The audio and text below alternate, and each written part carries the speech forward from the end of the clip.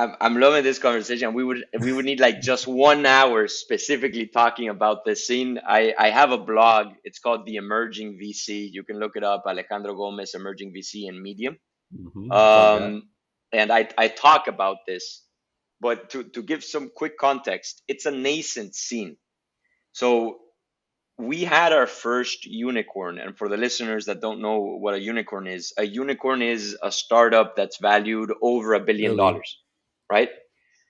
Yeah, the Billy.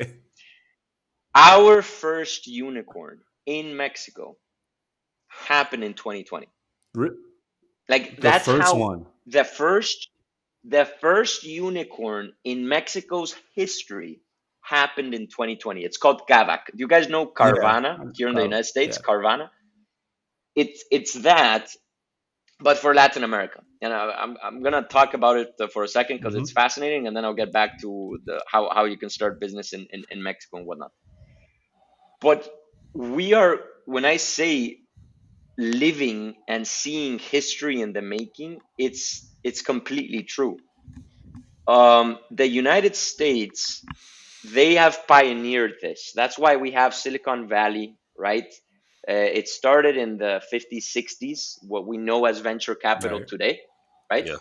So they basically have 50, 60 years head start to what Mexico is doing, right?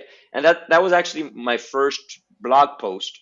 I called it The Rise of the Emerging Market Entrepreneurs Wow. because It's a great name, it actually. it thank you. Thank you. I'll send it to you. I have a list of things I'm gonna send you after For this sure. podcast. Um, it used to be the case that if you were a bright entrepreneurial person, your go-to was I need to make it to the United States. You know, I Right. need to make it to the United States. I need to get there. I need to study there, and boom, I made it, baby. American American dream. I'm gonna dream. start my company in the United States. Yeah, The we met a American dream, few kids down there. Like they're like, we just want to go to the U.S.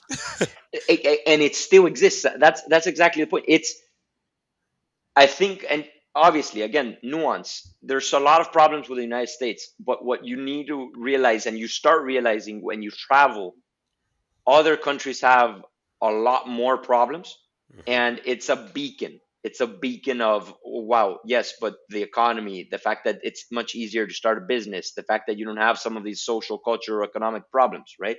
Right. So that exists still. I want to go to the US to start a business for entrepreneurship, but things are changing, and that's what my blog talks about. The cost to create a business in emerging market countries has gone down, Interesting. right? You're starting to see Silicon Valleys pop up in Brazil, in Nigeria, in Kenya, in Mexico, in Turkey, in Egypt. Wow. And it's beautiful because what we used to think of as the only way that these countries are going to stop from being developing countries, right, and to first world countries is uh, development economics, right? We used to have a very like policy, not development economics. Let's get a bunch of economists in the room. Okay, let's get the World Bank. How can we help build these countries? I'd say the past 6 years, 8 years, it's been a massive change. People have started realizing, wow, the actual driver of growth is Hmm. entrepreneurs. It's Um, entrepreneurs. How can we give capital to individuals, risk takers that want to take on the country's Hmm. problems, be it in Kenya, be it in Nigeria, in Brazil, and Mexico, and then grow it and sell it, and then continue building. do it again. Yeah. This has been phenomenal. This has been phenomenal because again, we went from a policy-led growth now to an entrepreneur-led growth. The next year is going to be the Mexican elections. This is the first time in Mexican history we have unicorns. First Billion time. dollar first time. So it has implications from a political standpoint. It has implications from an economic standpoint. Just so that you see also how quickly this has been.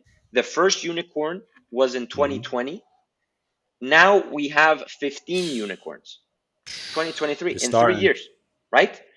Yeah. It's just starting, and we compare ourselves with Brazil. Brazil, they had their first unicorn in 2012. So there's authentically emerging market problems that need to be solved.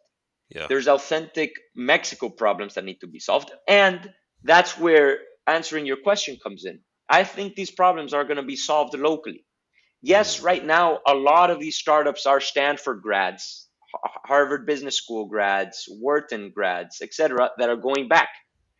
So again, it's an entire cycle. Before it was okay, individuals from emerging markets coming to the US and setting up shop in the US, and now we're starting to see, whoa, how can I give back? How can I go back? And that's actually something that I Hmm. want to do. Right. I want to do venture capital back in Latin America, either in Mexico or in Brazil, because I really think it's important to be close to the talent. That's where the best ideas, the most tropicalized ideas are going to come from. And just to give you an example, this Kavak compared with Carvana. So Carvana, they did very poorly here in the United States. I think they had reached like, I think it was 30 billion valuation, but then it just went super down and it Yeah, I crashed. don't I really think see like the at three. ads that much anymore. Right. Exactly. Yeah, there was an era everywhere Everywhere, you every would see Carvana, commercial. and now you Yeah. can't. Yeah. And the reason being, Carvana, they would give out credit so that you could buy a car, and they had, I don't know if you saw those, like really big. It was like a vending machine of Hmm. Yes. cars, Yeah. and Choose yeah, it was anyone you like want. Yeah. exactly, choose anyone you want. We'll send it to your house. But it didn't take off. Why? Because a lot of people already have access to credit here in the United States for cars. Gavac had this idea. It was founded by this Venezuelan entrepreneur in Mexico. And he tried to get a car when he had first moved there. I think it was like in 2010, something like that. And it turns out it was very difficult to buy a second-hand car. So someone to sell you their car, I think it was like 45% of all used car transactions are informal, and out of that, 90% are fraudulent. So, so, so What? sometimes people would sell you a car, and then the next week it wouldn't work. And there was that Jesus. insight that the Kavak CEO said, "Wait a minute, I can build a company that is the middleman between this." Mm-hmm. And they built it, and they did an analysis, and it turns out, again, I think in the United States it's like 7 out of 10 people have access to credit for a car. In Mexico it was 1 out of 10 people have access to credit for a car. And so that's where, like, this is the opportunity. Yeah. They started it in 2016. They became a unicorn in 2020. They expanded all over Latin America, and they now have expanded to Turkey, Oman, and Saudi Arabia. They've expanded to the Middle East. It's the first time this has happened. A Mexican startup has expanded to the Middle East. And this has to go back with my premise. There are some problems. We are more closely related with a Nigerian, a Turkish, than with an Hmm. American, Yeah. because they have the same infrastructure problem. They Mm-hmm. don't have access to credit for a car. So, and this just happened. I looked this up before logging in. We're starting to see African startups buy Latin Right. American Yeah. startups, and they're expanding into Latin America. This Ugandan fintech startup called ASAC, Yeah. they just bought Flex Club, a Mexican startup, 5 days ago. So we're starting to see Africa become closer to Latin America, Latin America become closer to Africa, Latin America expand to the Middle East, and I think that's where we're going.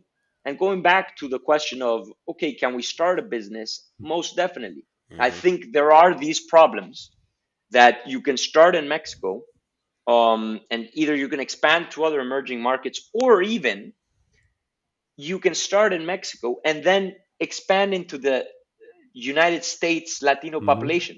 A lot of people don't know this, Yep. but US based Latinos have been the fastest growing purchasing power group in the world. The past 10 years, if Latinos in the US were their own country, their GDP would be the fastest growing GDP after India and China the past 10 years. That's nuts. Latinos are here to stay, they're growing, and any individuals that they go to Latin America they tinker it, they fine tune it, and then they come here to the United States knowing both markets, I think you're going to have a very, very robust competitive advantage. And this is important for our listeners too, because a lot of our listeners work in tech, they're entrepreneurs, they're well traveled. And I think it's super important to now when you travel to just take a look around as you speak to people, try to identify some of the problems because that can be a next $1 billion idea. So we need to Definitely. tap in. This is good insight. Absolutely. And even speaking to, we had a guest on our last podcast, Amber C. Edwards. Don't forget the C. Facts. And and one of her things was that a lot of people they create a plan when they move abroad, but like one of the things they may not have is a job. So like that could easily be something that catches your eye. Like when you move, where it's like maybe it's an opportunity for me to start my own thing, me to start my own business, but also tap in to the country and the network and the opportunities. Definitely. And you're going to be a competitive, you're going to have a competitive advantage when you have that international network. I think that that's probably been one of the most rewarding things from my international upbringing. I have people in a lot of different countries. If we're starting to do business with Portugal, I know so and so and so and so. They can Right. introduce us to so and so and so and so.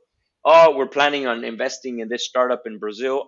Look, I can get us with that. So having an international mindset, yes, it's scary. Yes, you have to leave some things behind, but the benefits, definitely think outweigh the costs. You're going to have a change in mentality. You're going to have an amplification of your network. And like you said, you're going to have an exposure to problems that you might not have seen had you not traveled.